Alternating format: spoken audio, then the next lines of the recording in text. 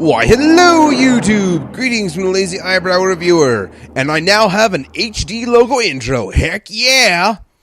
And today I've decided to review a figure I got on April 26th at the Cherry Bomb Toys Ultimate Toy and Hobby Fair, and it is none other than Solar Storm Grappel!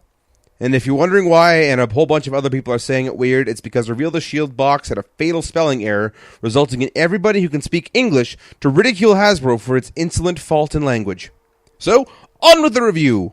Grappel, or Grappel, since I'm sure that joke will get old pretty quick, is an updated crane truck as well as a retool of Classics Inferno, who is tops on my list of figures to get. However, that list is thankfully getting smaller.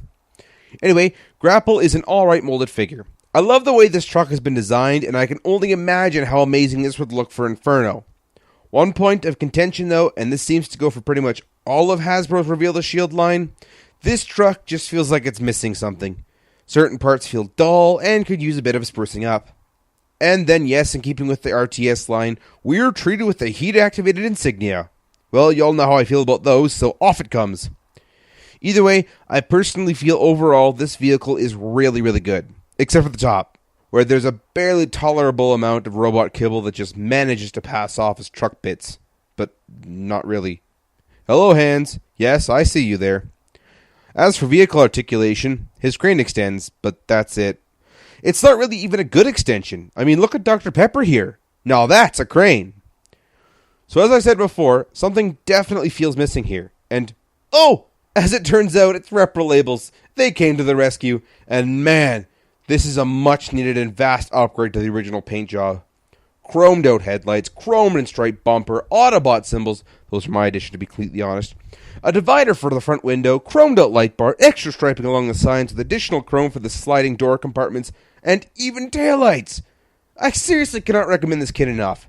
It takes all of Hasbro's neglect and just blows it right out of the water. Heck, it blows it out of this Earth and ships it straight off to Saturn. For size comparison, here's the Classics Prime mold, who I think is just slightly underscaled. However, on the flip side, I think the Masterpiece Edition is slightly overscaled as well.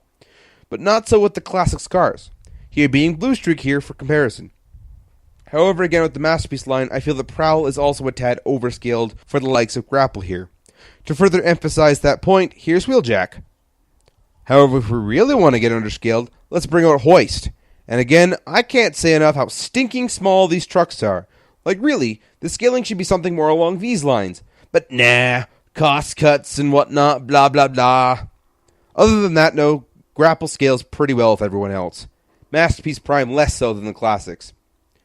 On to transformation. Fold out the side panel, unclip the rear upper section of the truck, then swing the shoulders around. Then fold around the front panels of the midsection.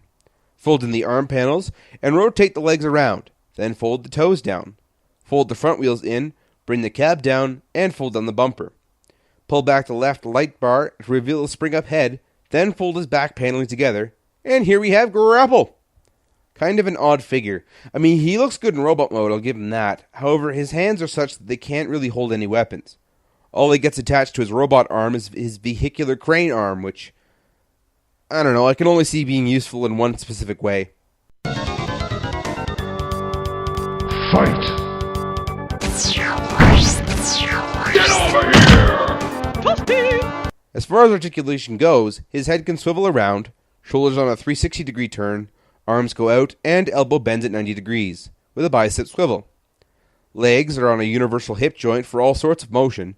Legs and knees swivel 360 degrees, with a slightly more than 90-degree knee. And finally, a toe swivel. Some pretty good, yet a little basic articulation. For size comparison, here's a Classics Nissan, who again is about the right height.